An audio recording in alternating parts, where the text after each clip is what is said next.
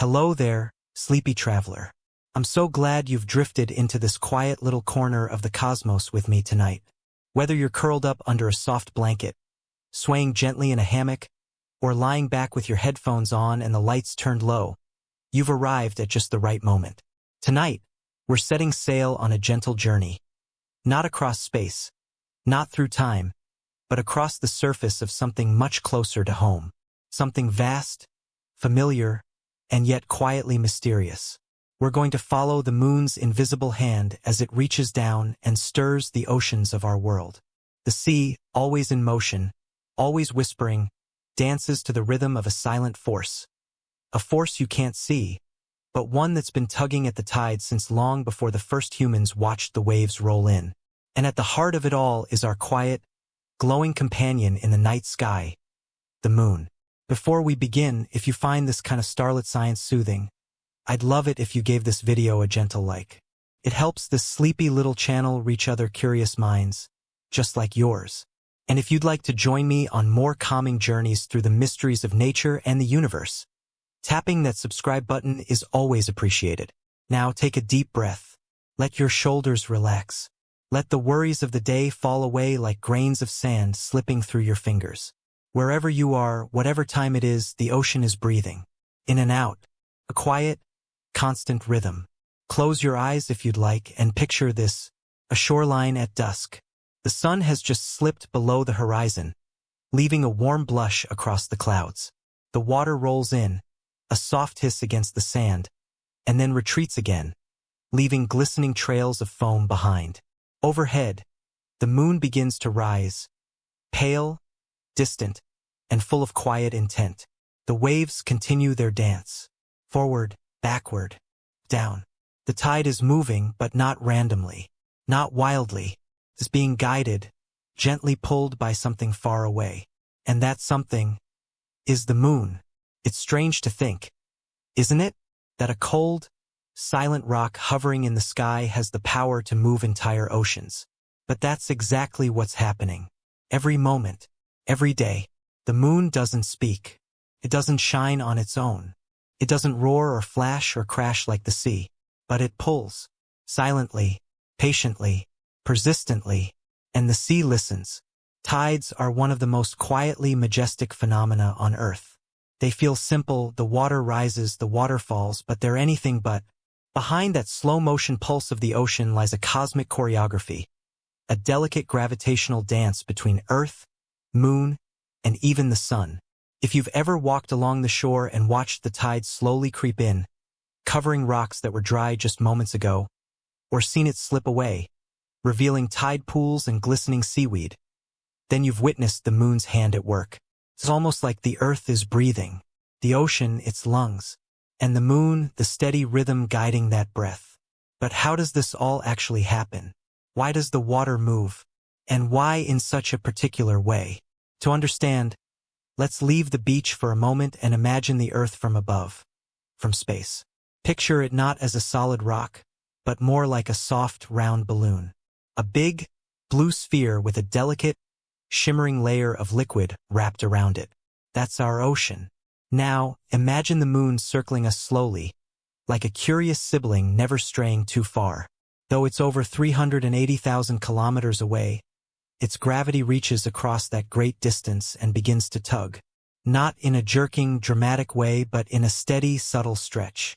It pulls at the oceans, and the water nearest to the moon rises slightly, forming what we call a tidal bulge, a gentle swelling of the sea.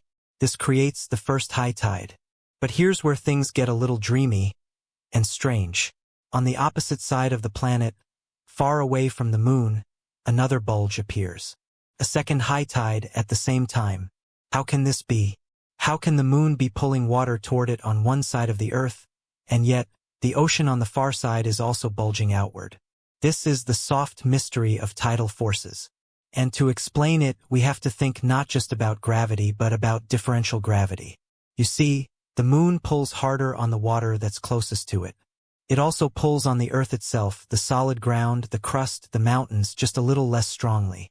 But the water on the far side of the planet is being pulled least of all. The result? The planet itself is slightly shifted toward the moon, while the water on the far side is, in a way, left behind. It stretches outward, forming a second bulge. Not because it's being pulled out, but because it's not being pulled in as much as the rest of the Earth. It's not a force of pulling. It's a force of difference, of imbalance, of subtle persuasion.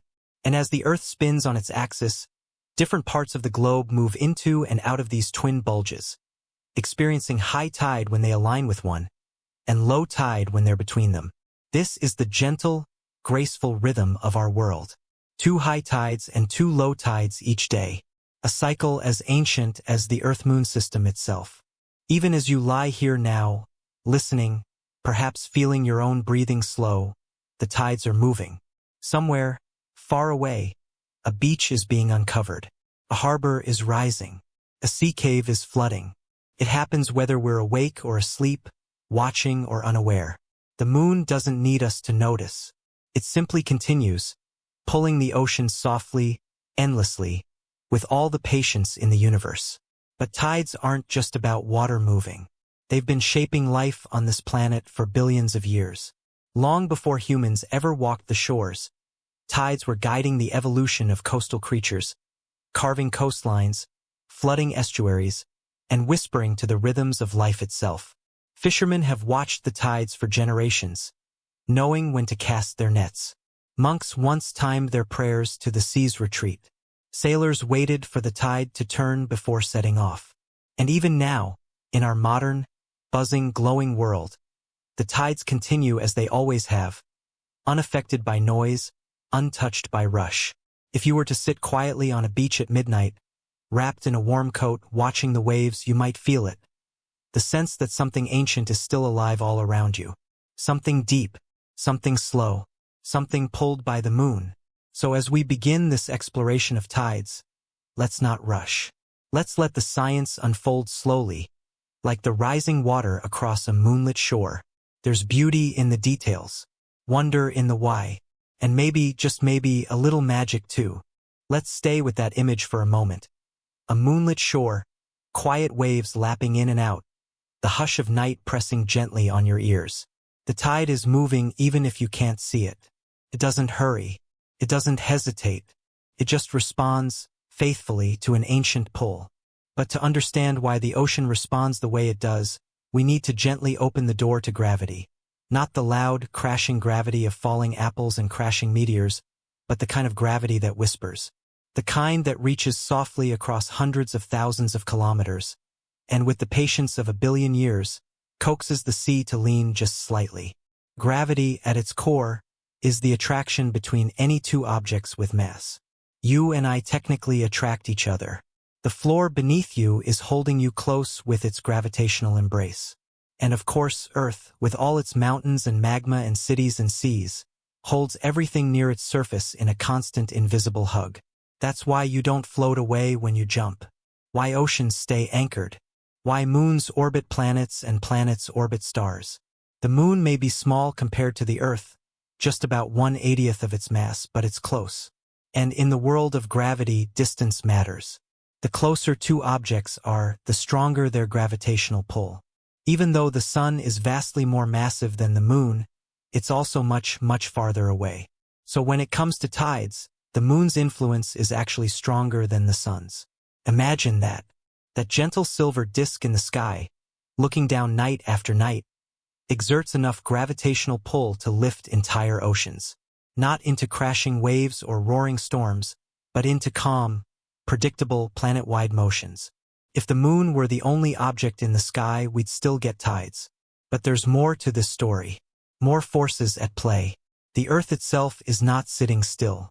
It's spinning once every 24 hours. As it spins, it rotates through the tidal bulges created by the moon's pull. If you were standing on a beach, and you could watch the planet turn beneath your feet, you'd see the ocean swell up around you as the bulge arrived, and then recede again as it passed. This is what creates the regular cycle of 2 high tides and 2 low tides each day. As the Earth rotates beneath the moon's influence, every location moves into, and then out of, the ocean's swollen shape. But Earth's spin isn't the only motion involved. The moon, too, is in motion. It orbits the Earth once every 27.3 days. And because of that, the position of the moon in the sky shifts slightly each day. This creates a small but noticeable lag in the tide cycle, about 50 minutes each day. If high tide was at 6 a.m. today, it'll be around 6:50 a.m. tomorrow. This is why, if you've ever tried to chase the tide for beachcombing or tide pooling, it seems to slip away from the clock just a little every day. It isn't chaos, it's celestial choreography. Earth spins, the moon orbits, and the oceans respond in kind. Now, let's go deeper into that gentle oval shape the water takes on, those twin bulges that define the tides. One bulge forms on the side of Earth facing the moon, where the moon's gravity pulls the water most directly. But the second bulge, the one on the far side, is a little more subtle. To understand it, let's step back into that still, suspended image of Earth from space. The Earth and moon don't just sit still while the moon orbits. They actually both orbit a common center of mass, a point just beneath Earth's surface called the barycenter. You can imagine them as two dancers twirling around a shared center, with the larger Earth barely wobbling and the smaller moon tracing a wider arc. This shared motion introduces something important: centrifugal force. As the Earth-Moon system spins around the barycenter, a kind of outward tug is created. Just like when you spin around holding a bucket of water and the water stays pressed to the bottom of the bucket. Not because it wants to fall, but because it's being flung outward. On the side of Earth farthest from the moon, this centrifugal force becomes stronger than the moon's gravity. And so, the water there is flung outward just a little, creating that second bulge. Again, not because the moon is pulling it, but because Earth itself is being pulled slightly more, leaving the far side water behind. This is beautifully balanced. The moon's gravity pulls one side of the ocean toward it. Centrifugal force nudges the opposite side outward. The result? Two high tides, one near, one far, and the Earth spins gracefully beneath both. This quiet dance between gravity and motion is so precise, so stable, that we can predict tides years, even centuries, in advance. Sailors have long relied on tide tables, knowing exactly when the water will rise or fall. Cities built near the shore, from ancient harbors to modern ports, live in rhythm with this oceanic breath. Yet for something so reliable, the tide's behavior can vary dramatically from place to place. Some coastlines experience equal tides, two highs and two lows each day, with very little difference in height. Other places see dramatic tidal swings, with water rising several meters between low and high tide. And some areas get only one tide per day, or irregular ones that follow no simple pattern at all. Why the difference? The answer lies in geography, in the shape of coastlines, in the contours of the seafloor, in the twists and curves of underwater valleys and ridges. The tide is not just about celestial forces. It's also about how those forces interact with the Earth's unique and complex surface. In narrow bays, water can be funneled and forced to rise higher. In shallow seas, the bulge might spread more slowly. In landlocked basins, like the Mediterranean, the tidal range can be almost unnoticeable. And in places like Canada's Bay of Fundy, the tides are the most extreme in the world, rising and falling over 16 meters in a single cycle. But no matter where you go, no matter how gentle or dramatic the tide, it's always there, always shifting, always answering the moon's call. And maybe there's something deeply comforting in that even when everything else in life feels unpredictable, the sea still listens to the moon, twice a day, every day, as it has for billions of years. So the next time you find yourself by the ocean, whether standing barefoot in the sand or simply hearing the distant crash of waves, remember this: that water is moving because of the moon, because of gravity, because of invisible forces pulling at it from the sky. Forces you can't see, but that are always there, quietly shaping the world. And maybe, just maybe, they're shaping you too. The Sleepy Scientist, How the Moon Controls the Ocean. The Science of Tides. There's something soothing in knowing the tide never forgets. Long before we understood the mechanics of celestial bodies or mapped the ocean floor, people noticed the pattern. The sea came in, the sea went out, and it did so not at random but in tune with something overhead. Something regular, something ancient. Early civilizations didn't have equations for gravity or orbital mechanics, but they watched. They noticed that when the moon was full or new, the tides seem stronger, higher highs, lower lows. And during the quarter moons, the tides' range narrowed. These weren't just random observations. They were the seeds of celestial awareness. The moon, it seemed, was speaking to the sea. And now we know, those are spring tides and neap tides. The term spring here has nothing to do with the season. It comes from the Old English word springon, meaning to rise, to leap. During full moons and new moons, the gravitational pull of the moon and the sun align. Whether they are on the same side of Earth or opposite sides, their combined force pulls more strongly on the oceans. That stronger pull creates spring tides, when high tides climb higher and low tides drop lower than usual. It's not a tidal wave, but a subtle deepening of the ocean's breadth. These tides can be especially noticeable during perigee, when the moon is closest to Earth in its elliptical orbit. Then, roughly a week later, when the moon reaches its first or third quarter phase, something changes. Now the gravitational pull of the moon and the sun are at right angles. One tugs from the side, the other from the front. The ocean, pulled in two directions, doesn't rise as high or fall as low. These are neap tides, gentle, moderate, quieter, like the ocean has taken a shallower breath. If the moon is the ocean's conductor, setting the tempo, then the sun is a quiet accompanist. Always present, always influential, but not quite as immediate in its effect. The moon's gravitational influence on tides is about twice as strong as the sun's, despite the sun being 27 million times more massive, because of proximity. Gravity loves closeness. The nearer the object, the stronger its tug. But the sun's role can't be ignored. Together, the moon and the sun create the complex rhythm we observe on Earth. A constant interplay of push and pull, ebb and rise. And while this movement might feel abstract from the comfort of a couch or the stillness of a bedroom, it shapes the very edges of our continents. Entire ecosystems depend on this back-and-forth motion. Let's wander for a moment to a coastal tidal flat. The tide has just gone out, revealing a shimmering expanse of wet sand. Tiny creatures stir, crabs scuttling sideways, clams filtering water through their shells, birds walking in delicate patterns, pecking the ground. These animals are tide watchers. Their lives are structured around the rhythm of water. Anemones curl inward to protect themselves from drying. Mussels cling to rocks in dense clusters, surviving until the tide returns. Some fish and crustaceans use the flood of water to feed, and then retreat with the ebb to avoid predators. In tropical waters, entire mangrove forests thrive in tidal zones. They're strange, root-like stilts reaching down through salt and silt. The trees breathe in rhythm with the tides, their roots soaking and draining like lungs. These mangroves form nurseries for fish, crabs, and birds. Without the tides, they would disappear. And then there are the great coral reefs, some exposed at low tide, others fed by the moving waters. These brilliant underwater cities rely on the ocean's slow pulse to deliver nutrients, remove waste, and keep temperatures stable.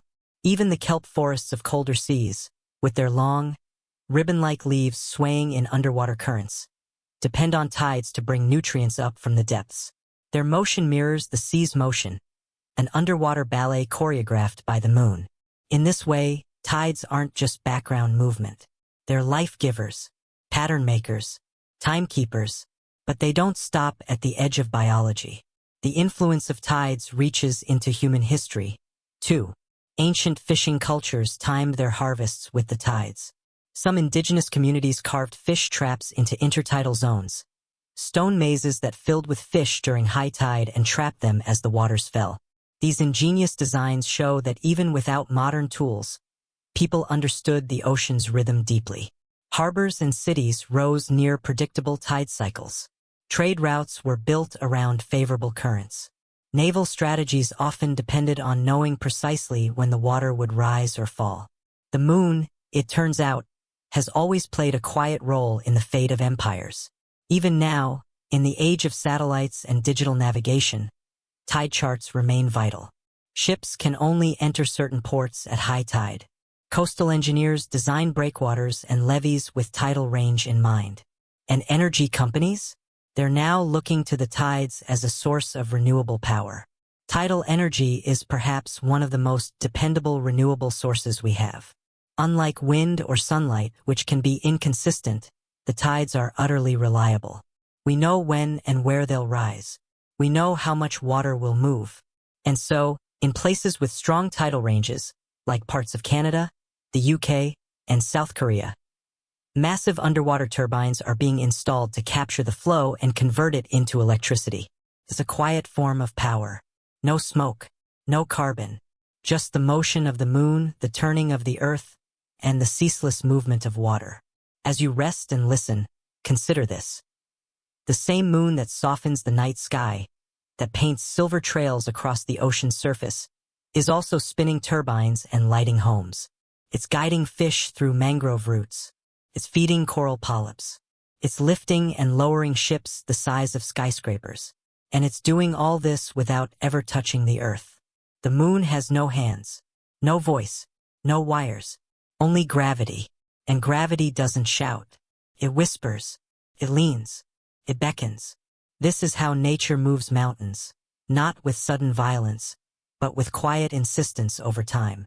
And in this, there is something deeply reassuring, something that invites stillness. The tides are not here to rush us. They move in their own time, measured, reliable, and patient. So if your life feels chaotic, or your days rushed, remember the tide. It will come in. It will go out. Not because it is forced to, but because that is its nature.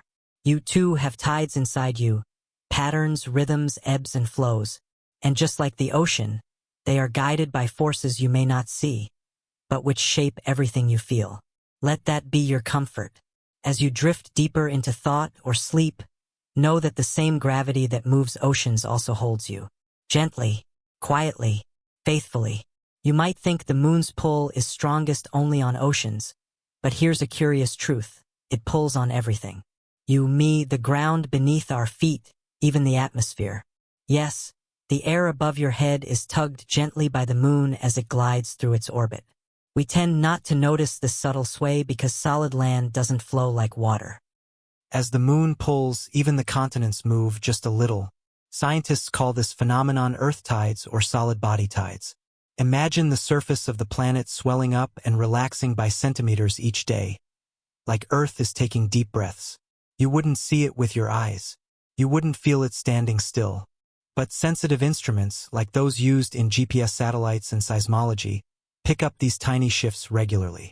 In fact, if you were to sit on a mountaintop with a precise gravimeter, you'd detect the moon's presence not just by looking at it, but by feeling its gravitational hand lifting you ever so slightly. A few centimeters. That's all. But it's enough to remind us, gravity is everywhere. And it never stops working. Now let's return to the sea. While the moon is the headline act, there are many subtle players in the tidal story. Geography, for one. The shape of a coastline, the depth of an ocean basin, and the width of a channel, all of these influence how tides behave locally. That's why the tide in one bay can differ dramatically from a neighboring cove just a few kilometers away. Take the Bay of Fundy, nestled between the Canadian provinces of New Brunswick and Nova Scotia. It experiences the highest tides in the world, rising and falling by over 50 feet, taller than a 5-story building. Why? Because the shape of the bay acts like a funnel, amplifying the tide's energy. The timing is just right, too. The natural resonance of the bay matches the tidal period, so water is pushed in and pulled out in a way that builds, like pushing a swing at just the right moment again and again. This is tidal resonance, and it's more common than you might think. Just like sound waves echo in a chamber, water can resonate in harbors, estuaries, and even entire ocean basins. Some tides arrive as predictable surges called tidal bores, rushing upriver as walls of water. They can be several feet high and travel miles inland. Watching one roll in is like seeing the ocean temporarily forget which way is down. These phenomena remind us that tides aren't just gentle lapping waves on a shore. They can be powerful, noisy, and dramatic, reshaping coastlines, flooding marshes, or revealing hidden seabeds in just a matter of hours. But as loud as tides can get, they are rooted in a quiet, invisible force. The gravitational dance between the Earth, the Moon, and the Sun. Let's visualize that dance. Imagine Earth as a spinning blue sphere and the moon revolving around it. Now, because of gravity, the moon pulls on Earth's oceans, drawing water toward it. That creates the primary tidal bulge on the side of Earth facing the moon. But here's the strange part. A second bulge forms on the opposite side of the planet. Why?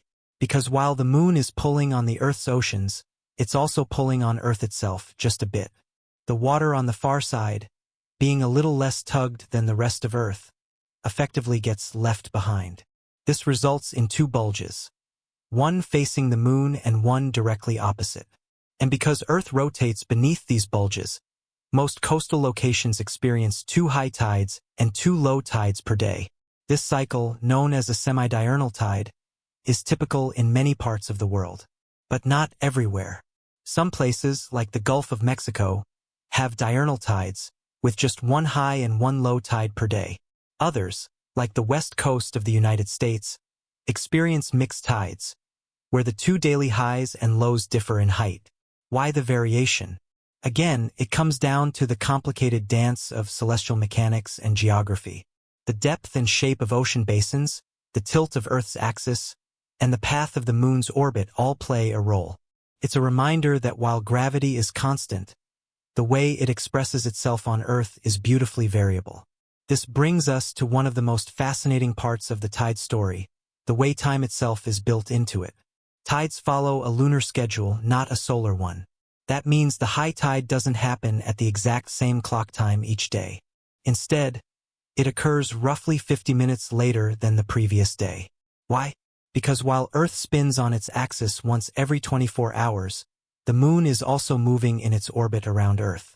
So each day, Earth has to rotate a little farther to catch up to the moon's position. That extra rotation takes about 50 minutes, and that's why the tides shift later with each passing day.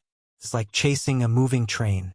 Each lap takes just a bit longer, and the rhythm subtly shifts. This lunar lag creates a unique rhythm in our world, a rhythm that shaped human culture long before the invention of clocks. In coastal communities, people learned to live by the lunar clock. Fishing, farming, traveling, all scheduled around the moon.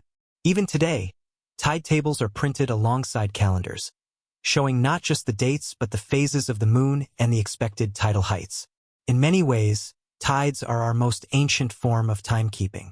Before bells rang or watches ticked, the ocean whispered its own schedule, and people listened.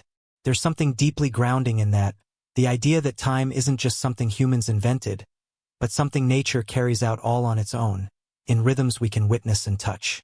So if you've ever stood at the edge of the sea and felt like you were part of something older, something wider, you were right. The tide you watched was set in motion not days or weeks ago, but millions of years back. Its rhythm predates language, cities, even complex life. And it's still going.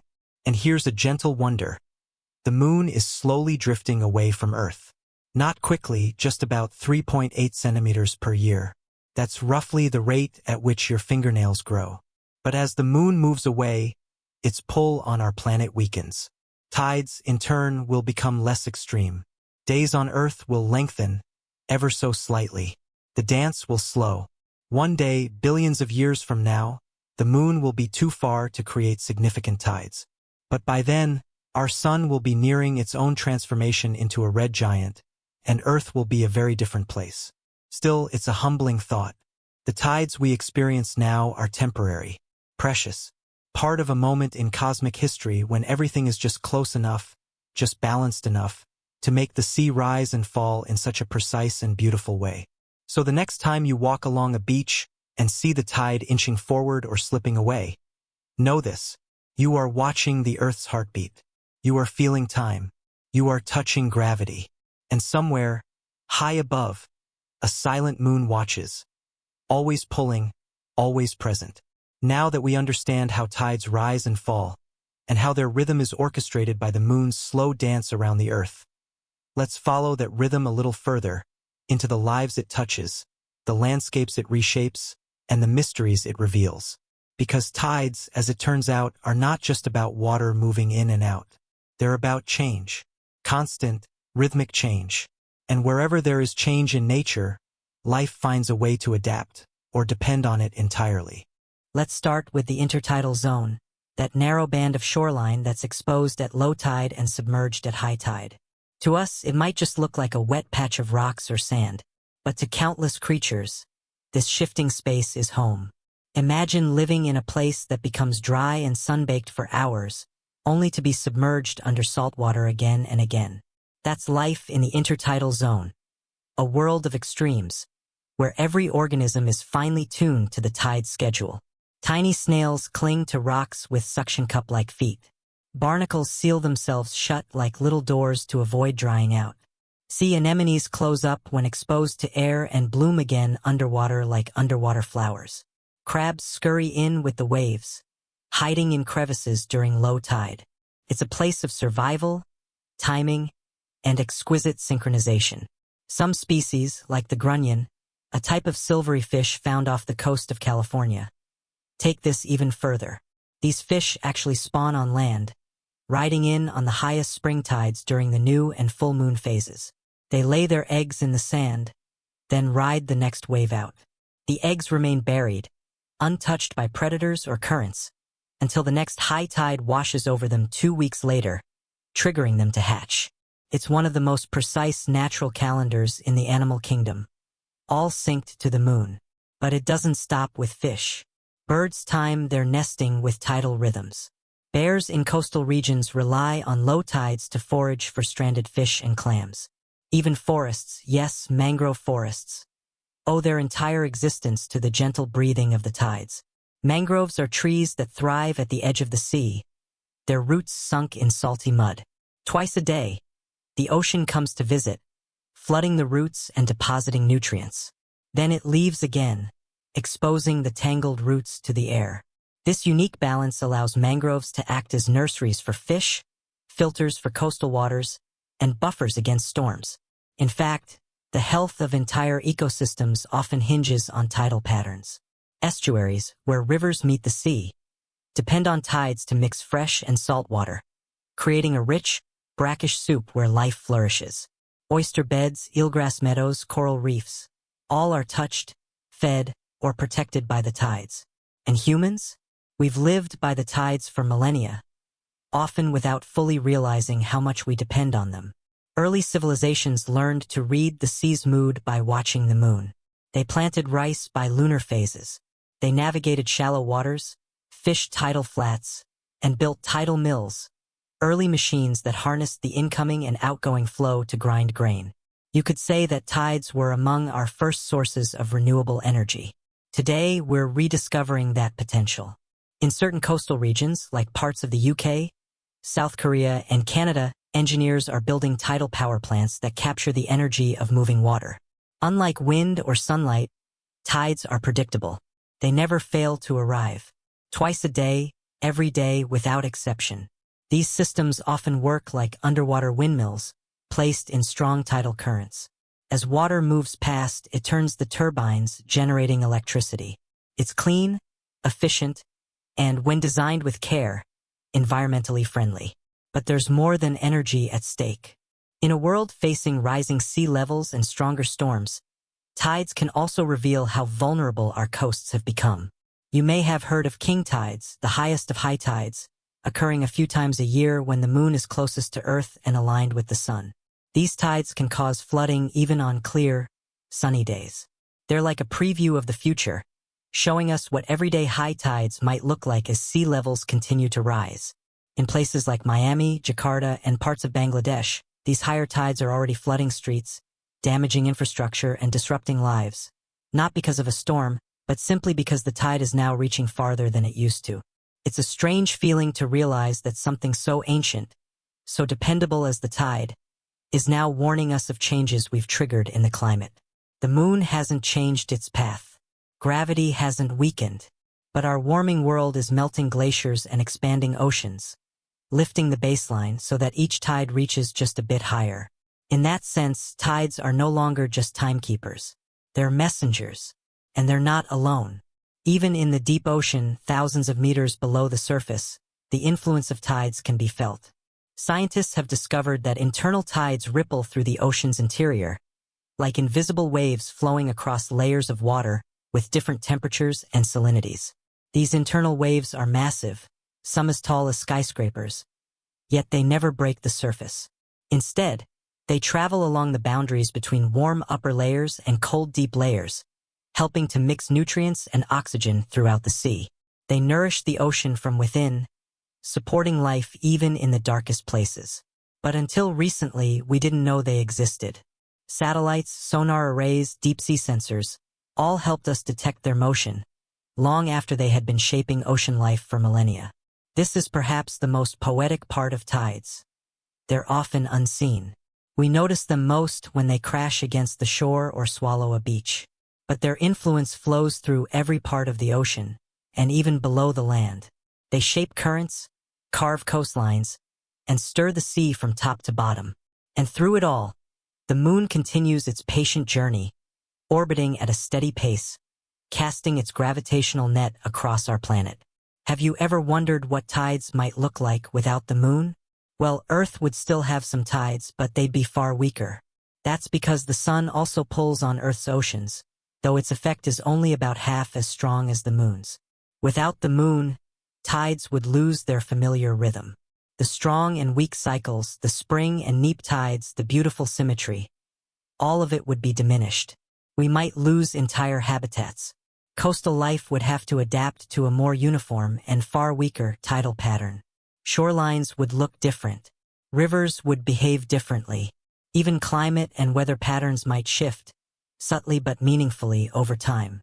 In short, the moon may seem distant, but its fingerprints are on almost everything that touches the coast.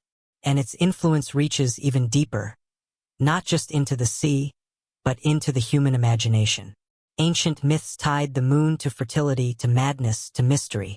Its light guided sailors, inspired poets, and shaped calendars.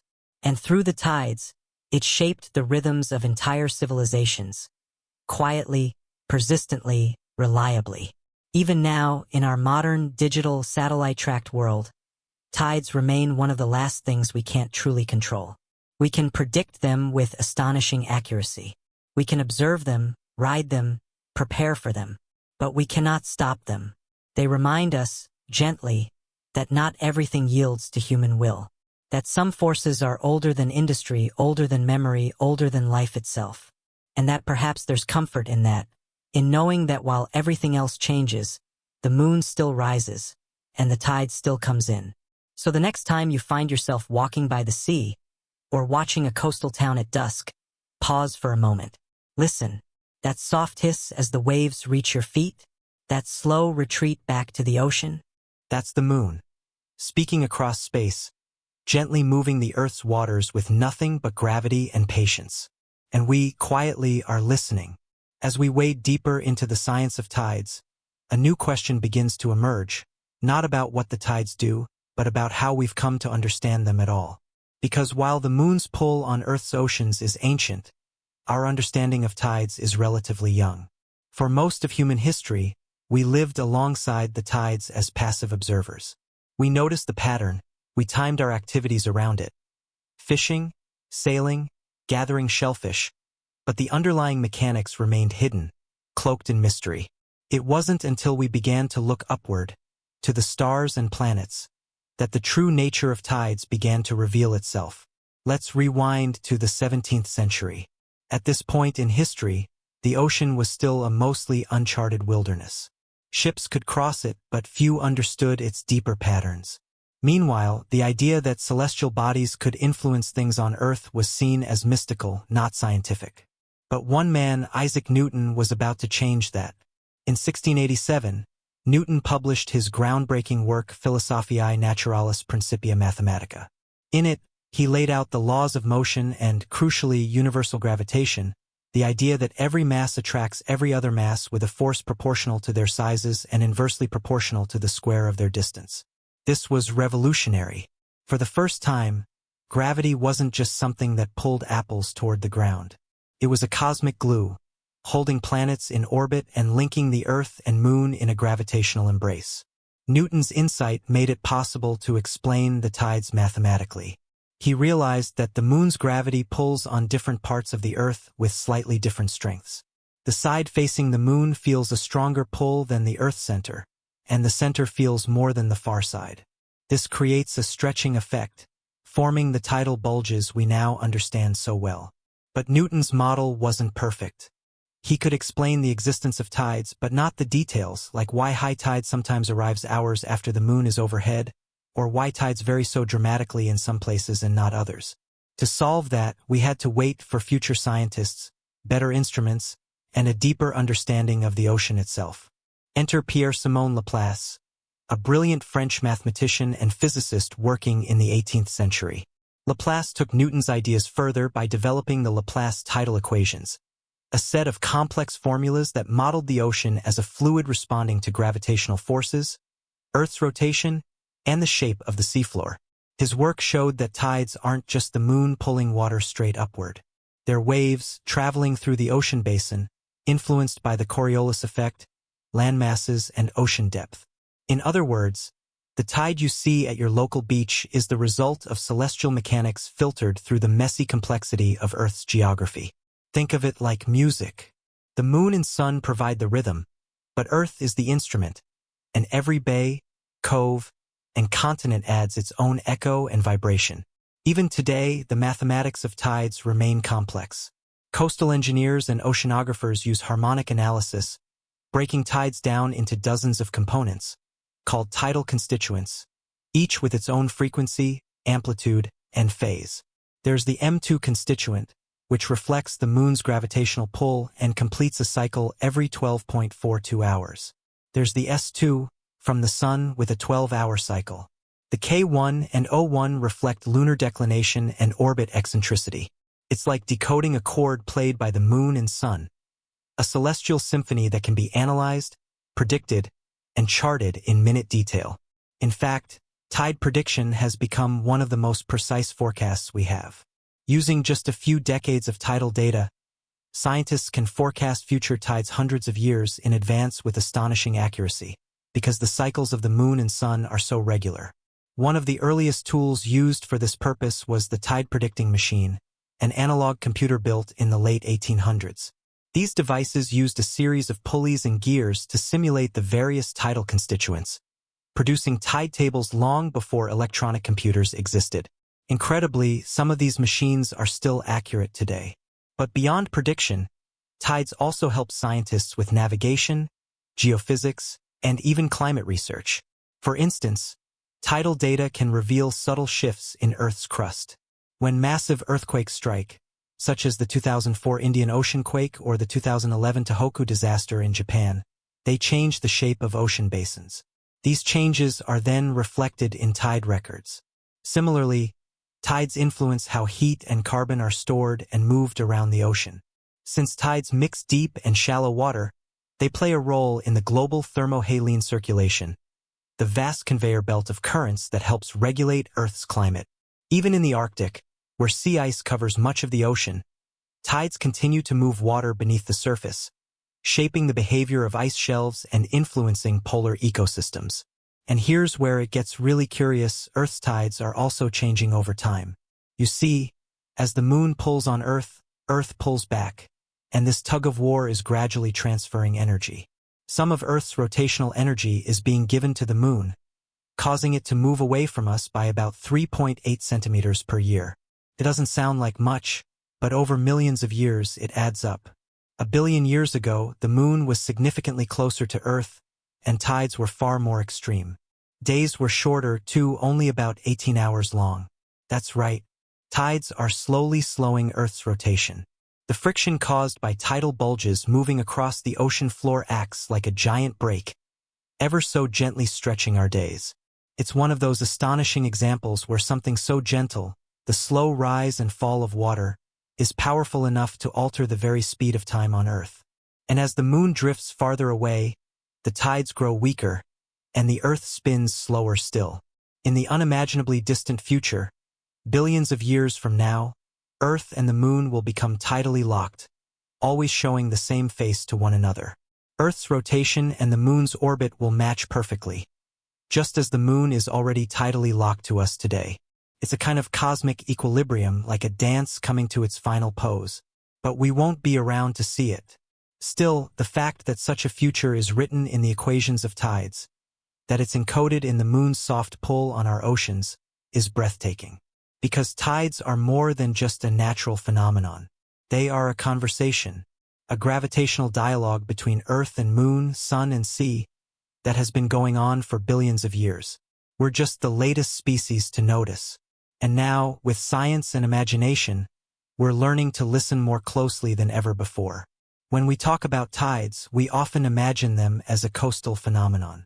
That rhythmic ebb and flow along the shore, the slow uncovering of wet sand and tide pools. But in truth, the influence of tides goes far beyond the beach. Let's take a step back and think globally. Imagine the entire Earth wrapped in a thin blue film of water, the oceans vast and deep, covering over 70% of the planet. Now picture that watery shell gently breathing, rising and falling, not in just one place, but everywhere. That's what tides truly are, a planet-wide movement, set in motion by forces from above. What's remarkable is how local geography transforms this global motion into incredibly diverse tidal behaviors. In some places, like the Gulf of Mexico, tides are almost imperceptible, rising and falling just a few centimeters. But in others, like the Bay of Fundy in Canada, tides become something wild and spectacular, with a vertical difference between high and low tide of over 50 feet. How is that possible? The answer lies in resonance, a principle you might remember from music class. If you push a swing at just the right moment, it goes higher with each push. That's resonance in action. And oceans can behave the same way. The Bay of Fundy happens to have a natural resonant period that closely matches the timing of the incoming tidal wave, about 12 hours. Each new tide pushes water into the bay at just the right moment to amplify it. Over time, that amplification builds up, creating enormous tides. It's the same effect that makes a wine glass shatter when a singer hits just the right note. Except here, the moon is singing, and the ocean is responding. But that's not the only factor at play. The shape of the coastline, the depth of the seafloor, and even the rotation of the Earth all influence how tides behave in a given location. Take amphidromic points, for example. These are curious spots in the ocean where there is almost no vertical tidal movement at all. Around them, the tides rotate in a counterclockwise or clockwise fashion, depending on the hemisphere, like a giant water wheel. If you were floating at the exact center of an amphidromic point, you'd barely notice the tide. But just a few hundred miles away, the change could be dramatic. There are more than a dozen of these points scattered across the world's oceans, and they're a reminder that tides are not just up and down. They also move sideways, around, and across. And then there are the tidal currents, less famous than the tides themselves, but just as important. As the ocean bulges move around the Earth, they drag water with them, creating powerful currents that pulse through straits, inlets, and narrow coastal passages. In places like Norway's Saltstraumen, Canada's Seymour Narrows, or Alaska's Tennessee Arm, these tidal currents become so intense they form whirlpools, standing waves, and even underwater waterfalls. Boats have to time their journeys carefully, lest they get caught in the grip of nature's hidden machinery. And beyond the drama, tidal currents have a quiet, persistent impact. They mix water between the surface and the deep, bringing oxygen downward and nutrients upward. They stir the oceans, helping life thrive in places that would otherwise be barren. Which brings us to a fascinating truth. Without tides, life on Earth might look very different. Scientists believe that tides played a key role in the origin of life. In the shallow tidal zones of early Earth, where water regularly came and went, the wet-dry cycles could have helped concentrate organic molecules, encouraging them to bond into more complex structures. These shifting environments may have been the cradles of the first self-replicating chemistry. Even as life evolved, tides remained a force of transformation. The intertidal zone, the narrow band of land that is sometimes sea, sometimes shore, is one of the most dynamic ecosystems on Earth.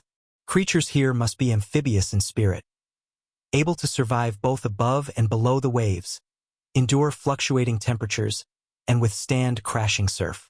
You'll find mussels that cling to rocks with thread-like anchors, sea stars that creep between tidal pools, and anemones that close up like fists when the water retreats.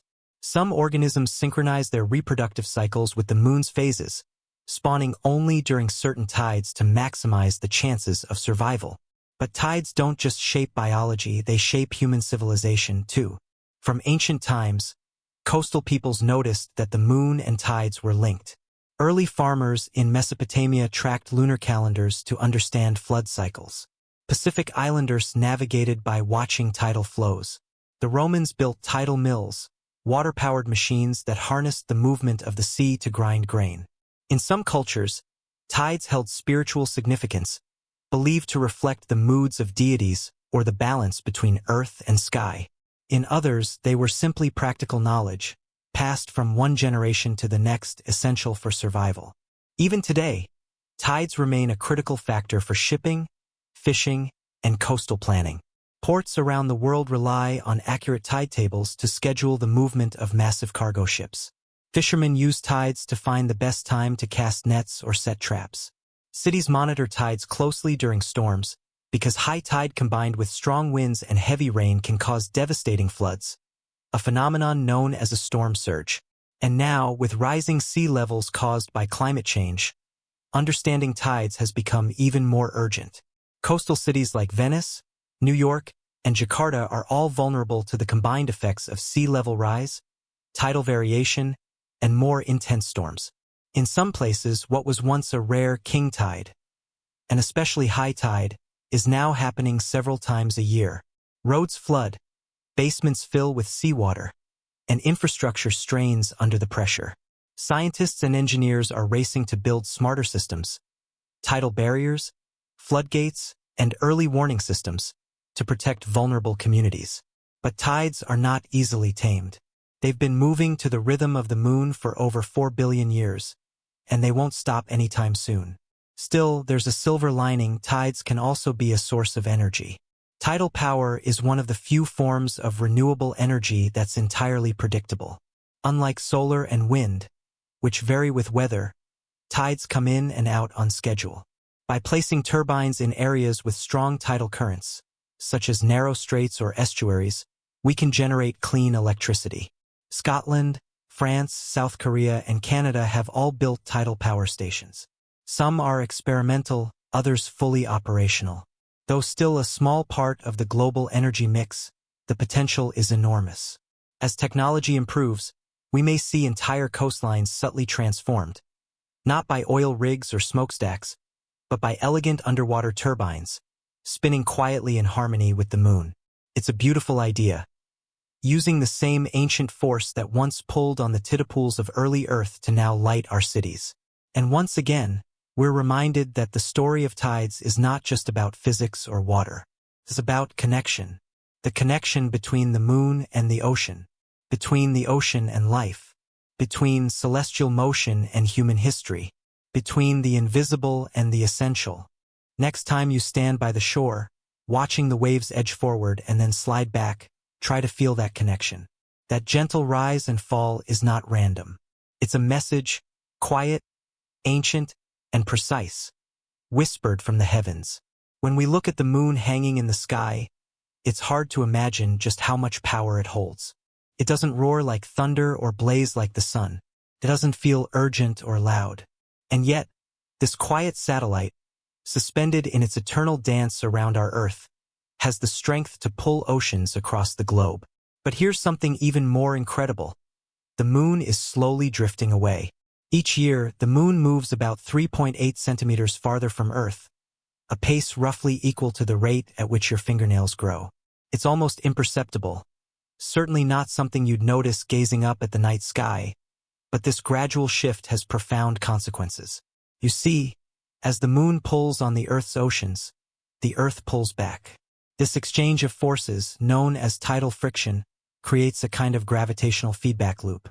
The tides act as a brake, ever so slightly slowing the Earth's rotation, and in return, energy is transferred to the moon's orbit, nudging it farther away over time. This process has been happening for billions of years. In the distant past, when the moon was much closer, Earth spun faster. A single day might have lasted only 6 to 10 hours. The tides then were far more extreme, rising and falling with an intensity we can only imagine. Over time, as the moon receded and Earth's spin slowed, The length of a day stretched out to 12 hours, then 18, then 24. So when you check your watch or glance at a clock, know this, even time itself has been shaped by the tides. And it's not just Earth that experiences this kind of interaction. Throughout the solar system, we find examples of tidal forces sculpting moons and planets in surprising ways.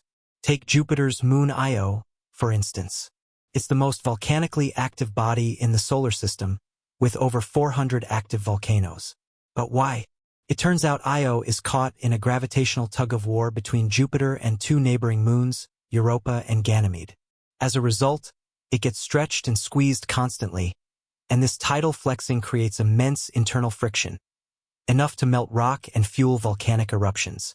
Move a little farther out, and you reach Europa, another of Jupiter's moons. Its surface is smooth and icy, but beneath that frozen shell lies a vast ocean. More water than all of Earth's oceans combined. Scientists believe tidal heating, caused by Jupiter's pull, keeps that subsurface ocean from freezing solid. It may even provide the energy needed to support life in the darkness. Saturn's moon Enceladus tells a similar story. Jets of water vapor burst from its south pole, like icy geysers, spraying material hundreds of kilometers into space. These plumes are also driven by tidal flexing, and within them, NASA has detected hints of complex organic molecules. Some scientists now consider Enceladus one of the most promising places to look for life beyond Earth. All of this is tidal energy in action, not in the form of familiar waves on a beach, but as a cosmic engine, warming moons, fueling volcanoes, and stirring oceans that sunlight never touches. Tidal forces are a quiet yet powerful architect of the universe. Even our sun, though it's vastly more massive than the moon, exerts tidal forces on Earth. And during spring tides, when the sun, moon, and Earth line up, their gravitational pulls combine to create especially high and low tides. In contrast, during neap tides, when the sun and moon are at right angles relative to Earth, their gravitational effects partially cancel out. The result is a more modest rise and fall.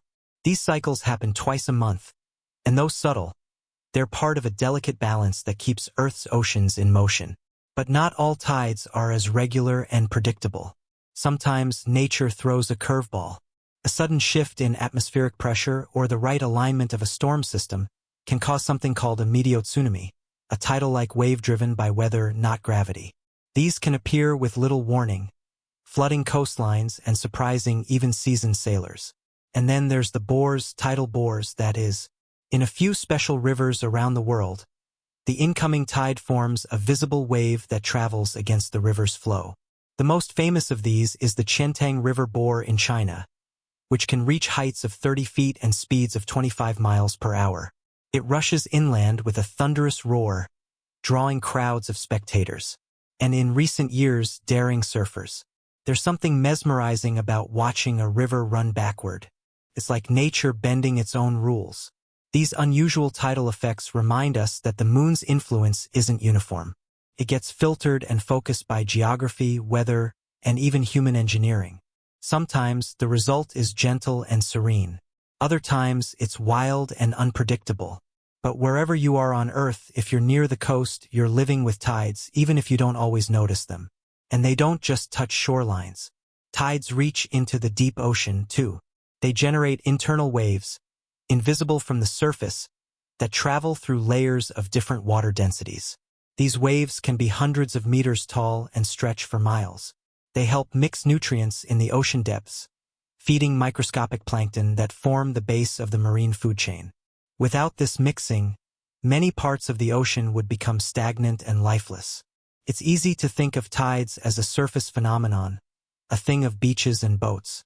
But they are part of the planet's circulatory system, moving energy and matter in complex and essential ways. And perhaps what's most beautiful is that all of this, from the crashing bore waves to the whisper of the tide at midnight, is being choreographed by something 250,000 miles away, drifting silently through the dark. So what happens if the moon keeps drifting? Will the tides grow weaker? Will the days continue to grow longer? The answer is yes, slowly. Over billions of years, if nothing else intervenes, the moon will eventually reach a point where Earth's rotation and the moon's orbit are synchronized. Earth would then always show the same face to the moon, just as the moon already shows the same face to Earth.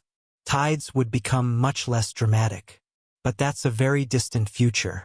Long before then, the sun will have gone through its own transformation, swelling into a red giant, possibly engulfing both Earth and the moon. Still, the thought is strangely comforting, that in this vast, ever-changing universe, our little moon has quietly shaped the rhythm of life on Earth, day by day, tide by tide. This pull is not just on the oceans, but on our imagination. It inspires poems and paintings. It sets the tempo for myths and lullabies. It appears in every culture, a constant companion in the night sky. And through it all, it keeps moving water across the earth in great, invisible waves. Steady, predictable, patient, that quiet rhythm, echoing through land, life, and time. It's the moon's way of telling us we are never alone. Imagine the earth without the moon. No soft glow in the night sky, no lunar eclipses, but more importantly, no tides as we know them. The ocean would still respond to the sun's gravity, but only faintly. The familiar ebb and flow would be gentler, more like a slow heartbeat than a tidal pulse. Many of the vibrant coastal ecosystems we depend on might never have formed. Life itself, especially in its early oceanic stages, could have taken a different path altogether. In fact, some scientists believe that the moon's gravitational influence might have been crucial for the origin of life on Earth. Think about the early Earth billions of years ago. Volcanoes erupting, lightning splitting the skies, and the seas churning with chemicals. In the shallows, tides surged and retreated with regularity, creating temporary pools, natural laboratories where simple molecules could gather, interact, and evolve. These pools would dry and refill again and again, concentrating organic compounds and giving them the chance to form longer chains, perhaps even the precursors to RNA and DNA. It's a poetic notion that life's first breath may have been whispered by the moon. And over time, as life expanded, evolved, and migrated, tides continued to play their part. In ancient tidal flats, early fish learned to breathe air and wriggle across mud. These humble movements, barely noticeable at first, marked the beginning of a journey that would lead to reptiles, mammals, and eventually us. Even now, countless species depend on tides for survival. Sea turtles, for instance, lay their eggs on sandy beaches during specific phases of the moon. Grunion fish in California come ashore only during the highest spring tides to spawn, their silvery bodies wriggling across wet sand in a moonlit dance. And horseshoe crabs, living fossils from over 400 million years ago, still gather en masse during full moons to mate, their timing perfectly tuned to the lunar rhythm. The moon is a metronome for life, and we humans are no exception. Fishermen, sailors, and coastal dwellers have followed the tides for thousands of years. Ancient maritime cultures could read the ocean's movement as easily as we read a clock. The Polynesians, for example, navigated thousands of miles across the Pacific by watching the stars, the waves, and the tides. Their understanding of the moon's patterns was not written in books. It was encoded in memory and passed down through generations. In medieval Europe, farmers used lunar calendars to determine the best times for planting and harvesting. And to this day, many still believe that the phases of the moon can influence everything from seed germination to haircuts, though the science on that remains uncertain. But the influence of the moon is not only seen in practical ways. It's deeply woven into our culture, our language, and even our psyche. Consider the word lunatic, which stems from the Latin luna, meaning moon.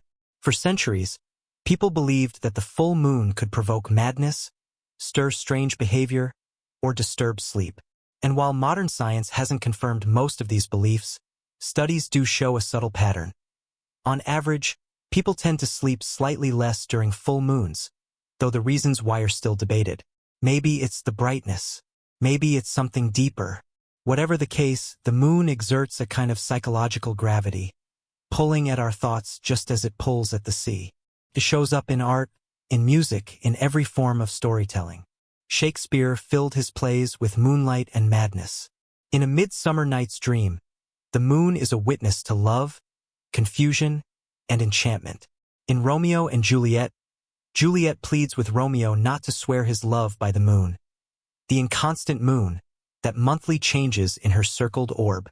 Poets have long used the moon as a symbol of longing, transformation, and solitude. Its phases mirror the cycles of life, birth, growth, death, and renewal. It disappears, then returns. It waxes and wanes, reminding us that everything changes and nothing truly ends. And in that quiet presence above, there's a strange sort of companionship. The moon doesn't shine with its own light, after all. It reflects the sun, borrowing its fire to give us gentle radiance in the dark. There's something humble about that, something human. Even when we don't consciously think about it, the moon keeps us tethered. It's a reminder that the world is not still, that we are part of a larger, ongoing movement. And as we study tides more closely, we're beginning to unlock even new possibilities, not just in understanding nature, but in powering our future. All around the world, scientists and engineers are experimenting with tidal energy, capturing the motion of ocean tides and converting it into electricity. Unlike wind or solar power, tidal energy is predictable. We know exactly when and how the tides will rise and fall, years or even decades in advance. That makes it an attractive option for supplementing our energy needs, especially in coastal regions where tides are strong. In places like Scotland, Canada, and South Korea, tidal turbines have already been deployed, spinning quietly beneath the waves. These underwater windmills harness the ocean's movement, turning it into clean, renewable power. But the challenges are real, too. Salt water is corrosive. Ocean currents can be unpredictable. And building massive infrastructure beneath the sea is no easy task. Yet progress is being made. With each passing year, the dream of tide-powered cities feels a little more within reach. It's a beautiful thought. Using the pull of the moon, something ancient and poetic, to light our homes and power our lives. From mythology to modern science, from moonlit tides to electric turbines, it's all connected. It reminds us that the moon, though silent, is not passive. It's a force, shaping our world in ways both subtle and spectacular. It rocks the oceans. It nudges continents. It slows the Earth's spin and stretches our days. It may have even helped life begin. And all the while, it does this from a distance, never touching, never shouting, just pulling, always pulling. As you listen to the hush of waves or watch the tides slide across a beach, remember, you are watching a cosmic relationship unfold.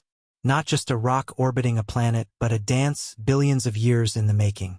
And in that movement, back and forth, in and out, lies a quiet lesson, that even from afar, something gentle can have immense power. We often think of the ocean's tides as something earthly, waves splashing on shorelines, water rising and falling like a breath. But what if we take a step back, far back, and look at Earth not from its surface but from space? From out there, the Earth doesn't seem so still. Its oceans bulge outward in an almost imperceptible way, stretched not just by the moon, but by the intricate gravitational interplay of the entire solar system. And here's the truly mesmerizing part. The bulge of water on Earth, the tide, doesn't exactly point toward the moon. Instead, it's slightly ahead of it. This happens because Earth rotates faster than the moon orbits. That forward shift creates what's called a tidal lag, and this small offset is far more than just a quirky detail of celestial mechanics. It's part of a delicate gravitational tug-of-war that is slowly, very slowly, changing our planet's rotation. You see, as the ocean bulge gets pulled slightly forward by Earth's spin, the moon's gravity pulls back on that bulge, trying to realign it. This acts like a brake on Earth's rotation. Over millions of years, that braking has been steadily, almost invisibly, lengthening our days. Right now, our day is about 24 hours long. But if we rewind the clock, say, to the time of the dinosaurs, a day was closer to 23 hours. And if we go even further back, to the early Earth, a day may have lasted only 6 hours. That's how significant the moon's tug is. And the effects don't stop there. Just as the moon is pulling on Earth, the Earth is pulling back on the moon. This mutual tugging, this gravitational feedback, has a fascinating consequence. the moon is slowly moving away from us. It's drifting outward at a rate of about 3.8 centimeters per year. Not much, about the rate your fingernails grow, but over geologic time it adds up. Billions of years from now, the moon will be noticeably farther away. When that happens, it will appear smaller in our sky. One day, total solar eclipses, where the moon perfectly blocks the sun, will no longer occur. The moon will be too small, too distant to cast that perfect shadow.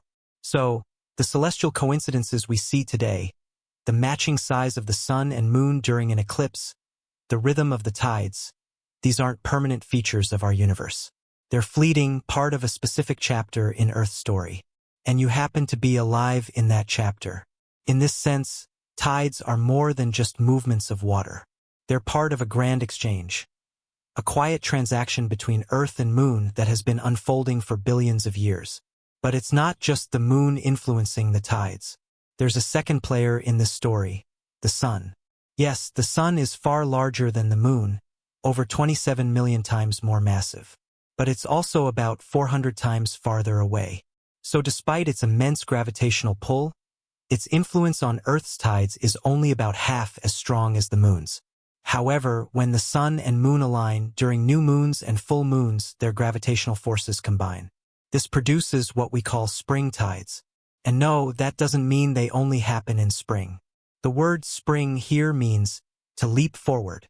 Spring tides bring the highest high tides and the lowest low tides, a dramatic, sweeping movement of water. These occur twice a month, like clockwork, when the Earth, Moon, and Sun form a straight line. Then, during the first and third quarter moons, when the Sun and Moon are at right angles relative to Earth, their gravitational pulls partially cancel each other out. These are called neap tides, and they produce the lowest tidal ranges. The rhythm is steady, elegant, and endlessly predictable. And this predictability has led to something extraordinary.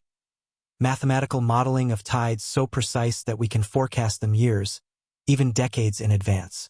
Tide charts, the kind used by sailors and surfers, are the product of a deeply mathematical tradition that stretches back centuries. Even in the 18th century, the English mathematician and physicist Laplace developed complex equations to explain tidal behavior, taking into account not just the moon's orbit, but the shape of coastlines and the depth of ocean basins. Today, computer models use satellite data, harmonic analysis, and oceanographic simulations to predict tidal heights down to the centimeter. We know not just when the tide will come in, but how high it will be, how fast it will rise, and how it will affect every bay, inlet, and shoreline around the globe. And as climate change raises sea levels, this precision becomes ever more important. Rising seas don't just mean higher tides. They mean more destructive floods, especially when spring tides align with storm surges or strong winds. In cities like Venice, New York, and Bangkok, understanding the tides isn't just about science, it's about survival. Engineers are racing to build seawalls, floating barriers, and early warning systems. But the clock is ticking. Tides, once simply a curiosity or a marvel, are now central to how we adapt to a changing planet. And while we try to tame and predict the tides, they still manage to surprise us. In certain places on Earth, tides behave in ways that seem to defy intuition. Take the Bay of Fundy in eastern Canada, home to the highest tidal range in the world. Here, tides can rise and fall over 50 feet in a single cycle. Entire boats and harbors are lifted and lowered like toys in a bathtub. Why so extreme? Comes down to resonance. The shape and depth of the bay cause the natural oscillation of water to sync perfectly with the timing of the incoming tide. It's like pushing a swing at just the right moment. The motion builds and builds. This amplification creates a tidal pulse unlike anywhere else on Earth. Or consider the bores, rare tidal waves that travel upstream in rivers. In places like the Amazon, where it's called the Pororoca, or the Severn River in the UK, a high tide can send a wall of water rushing inland, against the current, with incredible force. Surfers have even ridden these bores for miles, moving not with the ocean, but against the river's natural flow. These are reminders that tides are not passive. They are powerful, capable of eroding cliffs, shifting sediment, reshaping entire coastlines. They are one of the few truly global systems on our planet. Every ocean, Every sea, every beach feels their pull. But what happens when we lose our connection to them? As more people live in cities, far from the rhythms of the coast, tides can feel like a distant phenomenon, something you see on vacation or maybe read about in school. But they're still there, quietly at work beneath the surface of our lives. And reconnecting with them, noticing the moon, watching the shoreline, learning the patterns, can be profoundly grounding. It reminds us that time is not only measured by clocks and calendars, but by cycles, and that even in the vastness of space, with all its silence and scale, relationship matters. The moon pulls the sea answers, and life in between unfolds. Let's drift deeper into the world of tides, not just as movements of water, but as ancient companions of life itself. Long before humans walked the earth, long before trees grew tall or animals swam in the sea, the tides were already pulsing. They were shaping the coastlines, carving estuaries, and creating pockets of calm water, places where life could begin. Some of the earliest life forms may have emerged not in the deep ocean, but in the intertidal zone, that magical strip of land that's sometimes sea, sometimes air. It's a place of rhythm, of constant change, and of remarkable resilience. When the tide goes out, pools of water remain, trapped in rocky hollows. These tide pools become miniature ecosystems, where sea stars cling to stones, crabs dart between shells, and algae bloom under the sun. Then the tide returns, washing everything clean, renewing the balance. It's a natural laboratory, and perhaps one of the earliest cradles of life. Biologists believe that the constant fluctuation of the intertidal zone, wet, then dry, then wet again, may have driven early evolution. Organisms had to adapt to change, to cycles, to extremes, and in doing so, they became more complex. Even today, many creatures live and die by the rhythm of the tides. There are grunion fish in California that spawn only on certain nights after a full or new moon, timing their reproduction with the highest tides. There are horseshoe crabs on the east coast of the United States that come ashore in massive numbers during spring tides, their spawning visible by moonlight. And there are the humble sandworms, which build mucus-lined burrows in the sand, timing their feeding with the tides, their internal clocks somehow tuned to the lunar cycle. Tides have even shaped human evolution in subtle ways. There's a theory that early humans living along coastal regions had access to rich, varied food sources, fish, shellfish, and seaweed, which provided the necessary nutrients for brain development. The tide, by replenishing these resources twice daily, made these regions fertile and stable. And as we developed boats and sails, we began to study the tides more deliberately. In ancient Babylon and Greece, philosophers and astronomers noticed the connection between the moon and the sea. In China, tidal bores were documented as early as the 8th century. The ancient Polynesians, among the greatest navigators in history, used tidal knowledge to guide their oceanic journeys across thousands of miles. Over time, humans created tide mills, some of the first tidal power generators, in medieval Europe. These used the incoming tide to fill a reservoir, which was then released to turn water wheels and grind grain. It was a small, but clever way to capture the energy of the sea. Today, we're returning to this idea, but on a much grander scale. Tidal power is being explored as a clean, renewable source of energy. Unlike solar or wind, tides are perfectly predictable. We know exactly when and how the water will move. In places like La Rance in France and Annapolis in Canada, tidal barges and turbines harness the motion of the ocean to generate electricity.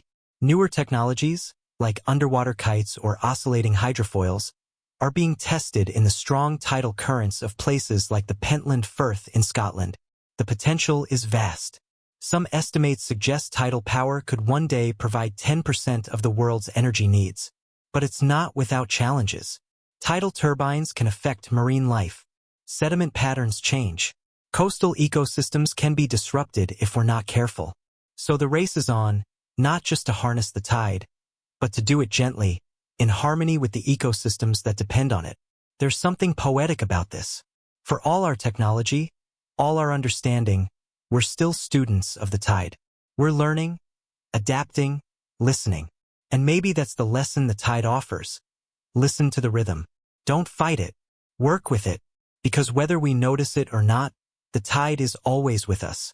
Even far from the coast, the tides shape ocean currents, which in turn influence weather patterns, jet streams, and global climate systems. The Gulf Stream, for example, is partly driven by tidal mixing. It transports warm water from the Gulf of Mexico across the Atlantic, keeping parts of Europe milder than they would otherwise be.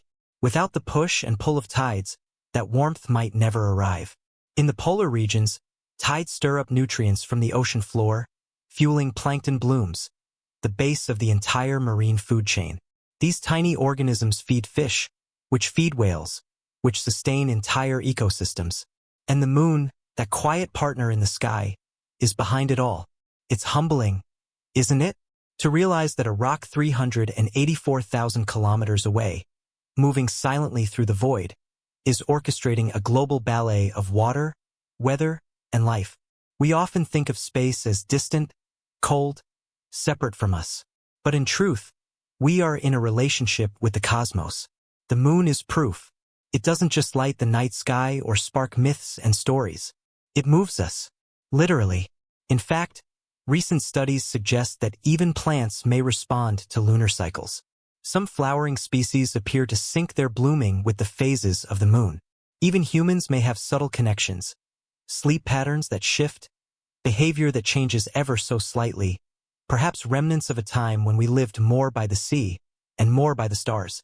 And so, tonight, as the tide rises somewhere on Earth, it's rising because of something ancient, something delicate, something cosmic, and you're a part of it. Every time you stand by the sea, feel the cool water touch your feet, or listen to the hush of waves under moonlight, you're touching the same force that shaped continents, nourished early life, and gently spins our planet. You are not separate from the tides. You are within them. You are moved by the same dance that pulls the oceans, stirs the clouds, and quiets the earth at night. So the next time you look up at the moon, remember, it's not just a distant sphere in the sky.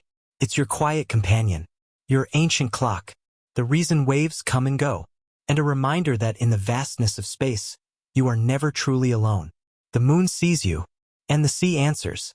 Let's begin this final stretch of our journey by slowing things down even more. Picture the surface of a still ocean at twilight. The light is soft, the air is cool, and the water moves in smooth, slow waves, each one a whisper from the moon. This gentle back and forth isn't just water meeting land. It's the universe having a conversation with Earth, and Earth patiently responds. When we think about tides, we often imagine beaches or harbors. But the influence of the moon stretches far beyond coastlines.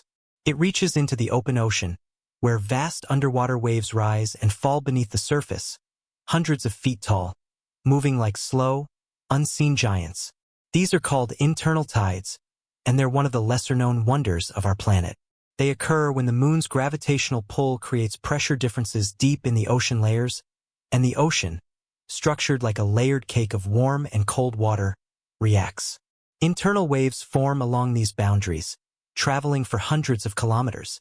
Sometimes they even break against underwater mountains, stirring up nutrients from the depths to feed the surface world.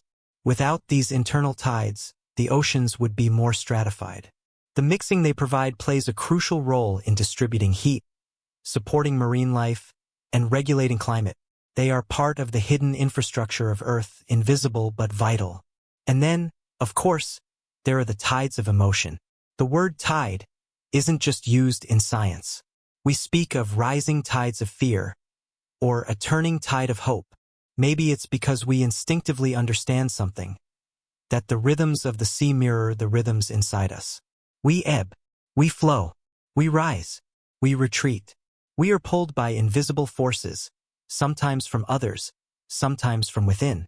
Poets have long turned to the sea and moon for metaphors of longing, love, loneliness, and rebirth. There's a reason full moons inspire art and song. There's a reason lovers walk beaches at night.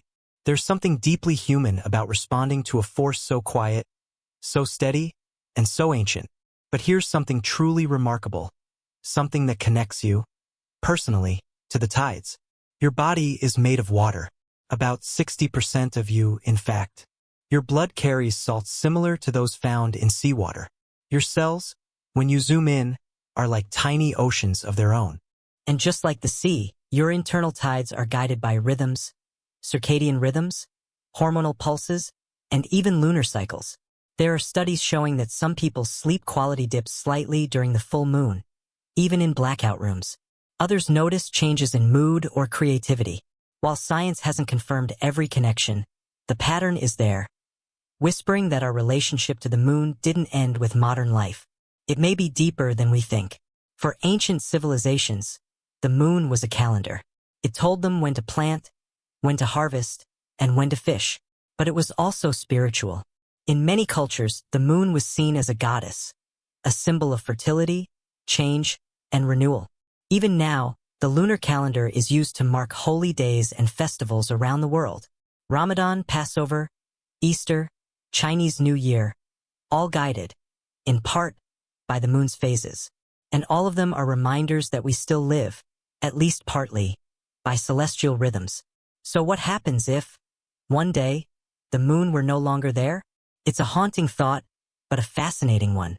If the moon suddenly vanished, the tides would shrink dramatically. The sun would still cause some tidal movement, but only about a third of what the moon produces. Coastal ecosystems, reliant on tidal flushing, would suffer. Salt marshes would dry. Coral reefs could bleach. But more than that, Earth's rotation would slow more gradually over time. Right now, the moon acts like a brake on our planet, very slowly increasing the length of a day by about 1.7 milliseconds every century. Without the moon, this process would stall, and our days would stop lengthening. The balance of the seasons might shift too. The Earth's axis would wobble more, leading to chaotic climate patterns over tens of thousands of years. And that's not all.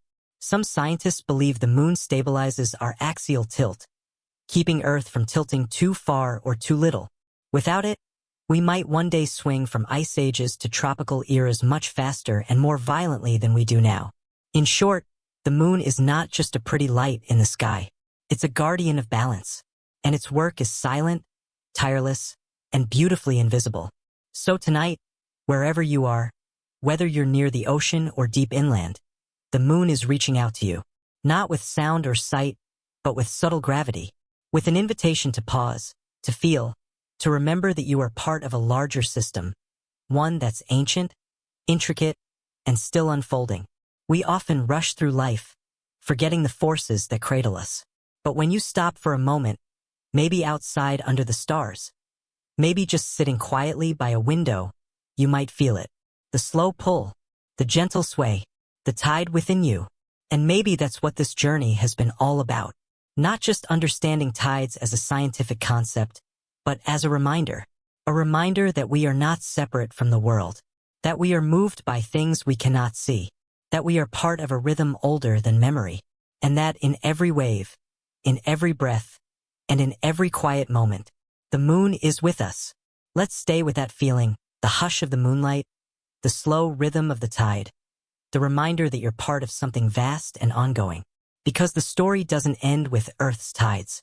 In fact, this same gravitational dance plays out across the solar system and even beyond. Let's drift a little farther now, beyond our oceans, past our atmosphere, out into the celestial sea, where tides are everywhere. In space, tidal forces shape worlds. They stretch and squeeze entire moons until their interiors heat up, not from sunlight, but from gravitational friction. Take Jupiter's moon Io, for example. It's the most volcanically active body in the solar system. But it's not because Io has a hot core like Earth. It's because Jupiter's immense gravity pulls on Io so strongly and unevenly that the moon is constantly flexing like a rubber ball. That flexing heats its insides and causes it to erupt with hundreds of volcanoes. Another of Jupiter's moons, Europa, also experiences tidal flexing, but instead of volcanoes, it hides something else. A vast subsurface ocean beneath its icy crust. The tides there, caused by Jupiter's pull, may create hydrothermal vents at the bottom of that hidden sea, just like the ones on Earth where life first began. And that opens a thrilling possibility. Tides, powered by gravity, not light, might support alien life. Saturn's moon Enceladus tells a similar story. Beneath its cracked, frozen surface, there's a global ocean, kept liquid by the constant kneading of Saturn's gravity. In 2005, scientists watched in awe as jets of water vapor and ice crystals erupted from Enceladus's south pole, plumes that came from its hidden sea. That moment changed everything. It suggested that moons with water, heated by tidal forces, could be habitats, not just frozen rocks, but living worlds. Isn't that beautiful? The very force that moves our tides here, the same pull that gently rocks our oceans back and forth, may also be the force that warms distant moons, melts hidden oceans, and perhaps nurtures unknown forms of life. It's gravity, again. Quiet, persistent, unseen, but always at work. This kind of tidal interaction even affects stars and planets. In tight binary star systems, for example, two stars orbit one another and can raise tides within each other, distorting their shapes slightly, slowing their spins, and even exchanging energy. Over millions of years, this dance can reshape the fates of entire star systems. And on an even grander scale, galaxies themselves can experience tidal forces. When two galaxies pass near each other, their gravitational pulls distort each other, stretching out long arms of stars and dust into tidal tails. These magnificent arcs are cosmic signatures of interaction. Galaxies don't just collide. They embrace, and in the process, they sculpt one another. It's incredible to think that the same tidal physics that pulls at puddles and bays is also responsible for shaping the skeletons of galaxies. From the teacup to the nebula, it's all connected. And maybe that's what's most profound about tides. They're not just local events. They are expressions of a universal principle, one that repeats itself across scales, across time, and across the cosmos. Tides teach us that nothing stands alone, that every object, from a grain of sand to a moon to a star, is part of a larger web of motion. Everything pulls on everything else. And even when those pulls are invisible, even when they act slowly, they shape the world. Just like relationships, just like time, just like change. Now, as we approach the end of this journey, let's come back home one last time. Back to Earth. Back to your own quiet breath. Back to the slow rhythm of the sea. The next time you walk along a beach or watch a tide roll in, you'll know more than most. You'll know that what you're witnessing isn't just water moving.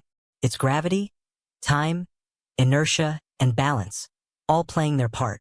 You'll know that high tide isn't just a swell. It's a signal, a whisper from the moon, 384,400 kilometers away, saying, I'm still here. I'm still pulling. You're still part of something bigger. And maybe, just maybe, when you look up at the moon, it won't feel so distant. Because now you know its story. You've seen its quiet power. And you carry a piece of it in every wave, in every tide, in every drop of water that makes you, you. So sleep well tonight, under the same moon that rocks the oceans. And remember, the tide will return, the moon will rise, and you, like the ocean, are always in motion. Good night.